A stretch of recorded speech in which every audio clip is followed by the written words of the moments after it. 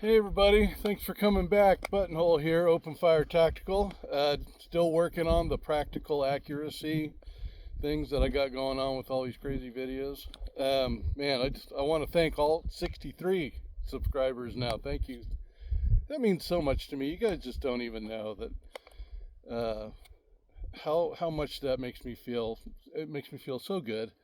And I'm trying to not be boring and be that guy and be a clown out here. I just want to do some shooting and show you what the results are. But we are working on practical accuracy. So no matter what kind of weapon you have, rifle, pistol, shotgun, work on that weapon and make that weapon part of you. And if you can do that, you should be money, whatever target you're shooting at. But it's going to take work. So practical accuracy for me is what I feel comfortable shooting at, and that's 200 yards and closer. The target that we're shooting at today is the same one that I've been shooting at, and so you'll see multiple holes on it. However, those are taped up, so you'll see all the tape marks. 185 yards, I lasered it again today just to make sure. It is freezing out here, and it's 40 degrees, but it's the wind coming off that mountain here in Dayton. Comes right down here, and it's a tailwind, and I don't know what it's going to do to the bullet. Maybe nothing.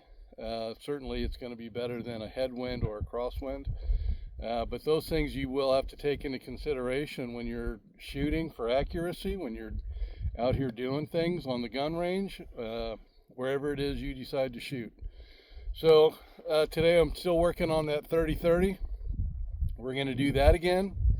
And then I'm going to move up to the M1 Garand. I have one from 1953 is the barrel stamp that was on it. It's not on it anymore. So it's a Korean War rifle. From what I understand, the guy that I bought it from, it does have battle history. So it was in the battle according to him. But the date on the barrel didn't match up to the story. And I got kind of caught up in the story, and when I purchased that rifle, I paid $1,000 for it, and the barrel was completely shot out. And looking at the date on the barrel, all M1 Garands have dates on their barrels, so look at that when you buy one.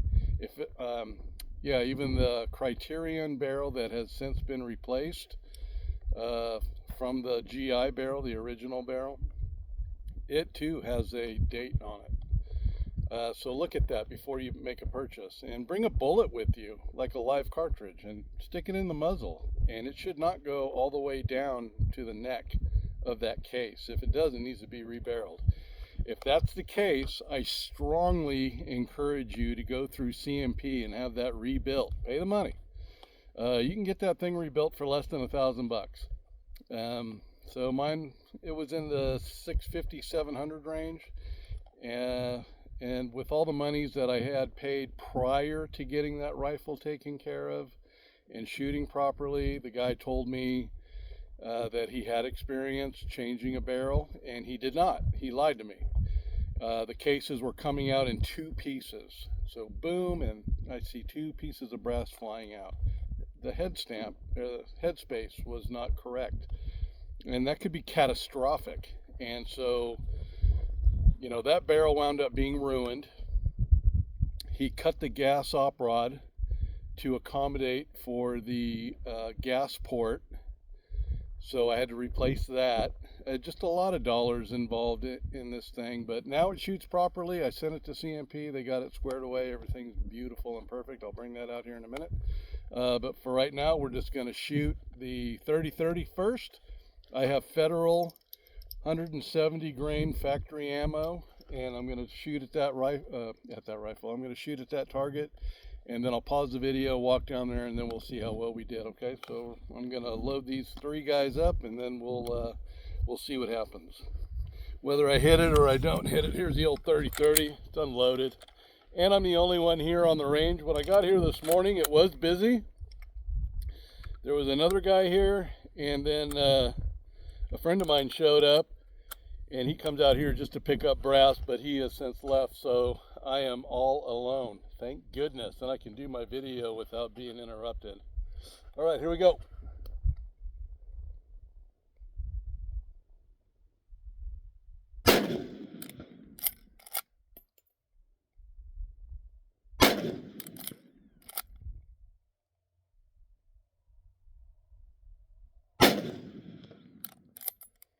right, let's head on downrange and see how well we did or did not do.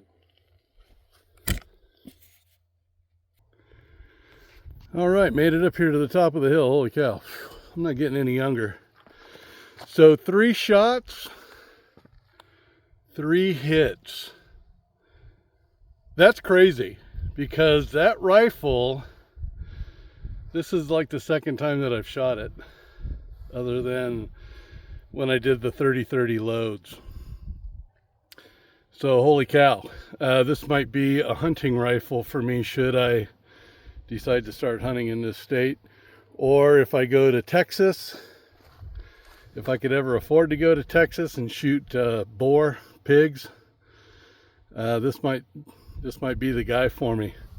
All right, so let me tape these guys up, and then I'll head on down to the bottom of the hill and we'll do the M1 Garand and then the carbine, and I'll explain the carbine when I get down there.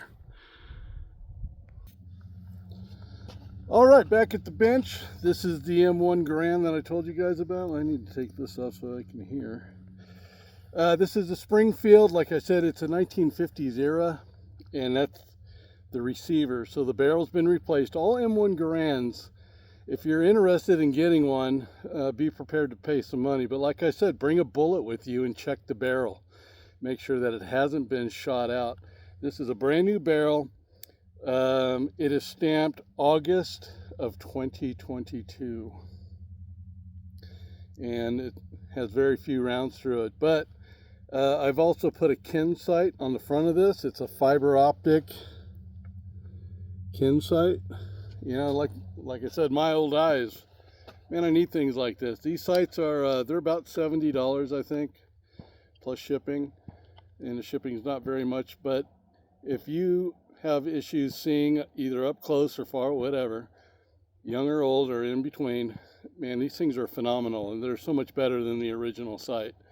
But this is a 50s rifle. I'm going to do 3 shots, and of course everybody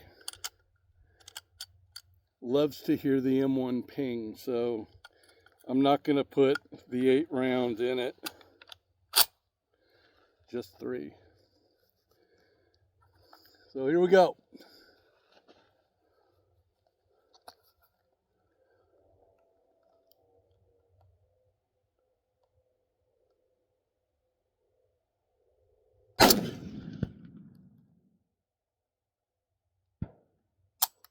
Ooh, failure to feed. Yep. Yeah, that happens.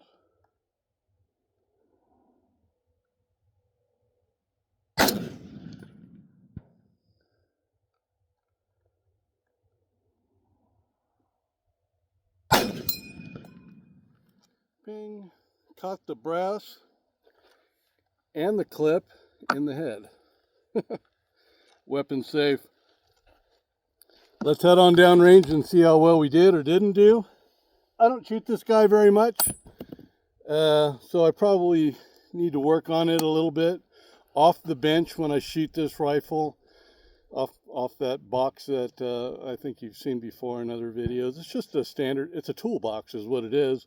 And I can shoot off of that thing. I don't have to have a Caldwell lead sled or any other kind of an apparatus. I mean, I make things work, man. Like I said, I'm cheap and frugal, and I try to make my dollar go as far as I possibly can. That's why that target has multiple holes in it and tape holes. It's still good. You know, you don't need to put a brand new target out. So that's just me. Anyway, I'm going to pick up the rest of my brass, pick up that clip, and then we'll head on downrange and see how well I did or did not do. But I think I did probably okay. Stand by. All right, back up here to the top. 3 shots, 1 hit right there. That's a 9.5 pound rifle. So there's the other 2 and a fly. Anyway, so yeah, 9.5 pound rifle, full-size battle rifle. It's heavy and I'm winded, but shooting that sucker off the bench, I'm still able to connect and make a good hit. But with more practice, you always get better. So anyway, Let me plug up these holes, head back down there, and I'll bust out the carbine. Stand by. All right, back at the bench. This is my 1943 Winchester M1 carbine. World War II. Round bolt, not a flat bolt. That canvas bag that it was in is actually, that's also World War II era. I don't know if that's a remake or not. It probably is. But that's what I keep it in. Good little shooter, 110 grain, 14.5 grains of Winchester 296, and a small rifle primer. Crazy for a pistol, but that's what these call for. Those are soft points. I don't know if soft points will, I got round nose, ball. One of those is a soft point. So 2 round nose and then one's a soft point for hunting, which I don't hunt with this. So, and it shouldn't matter. You should get the same accuracy whether you're using ball ammunition or soft point. And I would verify that on a bullseye target, like one of those Caldwell, the diamond targets. Shoot 3 rounds at one of those with your ball for practicing, and then transition, shoot 3 more at another diamond. And I got the diamonds right here, so you guys know what it is I'm talking about. These are the diamond Caldwell targets that I'm talking about. So 3 with ball ammo, 3 with soft point, 3 with hollow point. If you're shooting, for example, 5.56, 223, whatever. Getting old, you know you're old when you start making noises when you bend over to pick things up. Anyway, let me put on my ears. I'll lock and load. We'll do 3 shots rather. Same target, 185 yards. And we'll see if we can connect. I gotta make sure this has a gradual 300 is all the way at the top, 250 and 100. So I'll put it on 250. And I'm gonna aim, I'll probably put the top of my front post like right below the head. So it'll be like right up here somewhere. And then I'll point that out when I get up there. And we'll see if I can put holes in it or not. All right, locked and loaded, here we go. That sounded like it hit. Man, what is with this? Didn't eject, that's weird. Old magazines too, it didn't push one up. So I don't know how long these magazines have been loaded, but I know it's a wives' tale that the springs go bad if you keep them loaded. All my weapons are loaded, always. Well, here we go.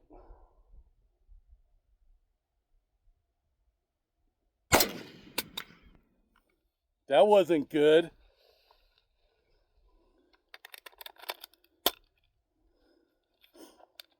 Okay, it's in there now. How embarrassing. Well, that's what you get on this channel. I'm not going to cut it or edit out. Man, I'll leave it in. Those things happen.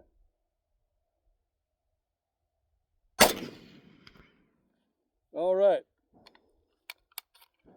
Interesting to say the least. Weapons clear, magazines out. Always do that. Like to do that. Hammer down. Let's go down range and see how well we did or did not do. Stand by. All right, guys, back up here at the target. I think I only fired twice. Distracted by the failure to eject and feed, and then the magazine falling out. But that rifle's 83 years old, or 82 years old. An 82-year-old combat rifle. If that thing could talk, there's no telling what kind of stories it could tell. Maybe no story, I don't know. But for 82 years old, 2 shots, 2 hits, one being a heart shot, and the other one right there,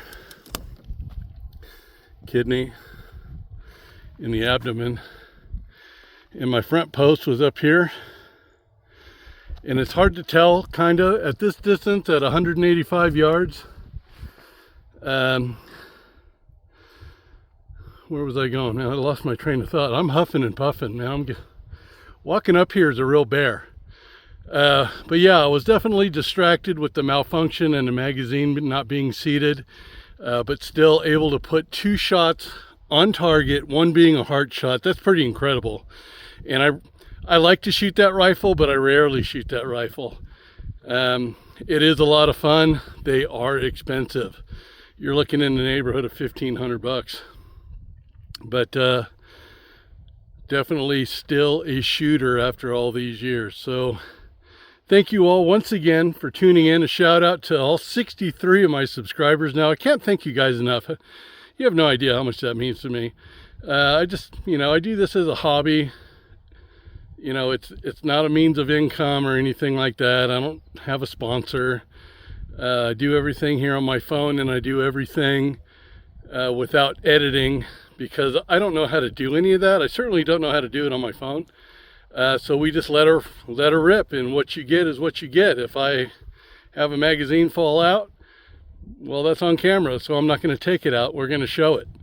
And these are whoops, there goes my finger right in the middle of the lens. So I'm just going to keep it and let it ride, and try to keep this channel, I'm gonna keep this channel as real as possible. No editing, no nothing, just straight up, straight off the phone, and then uploading it to YouTube. So thank you all once again so very much. I appreciate you all. You guys all have a very blessed day.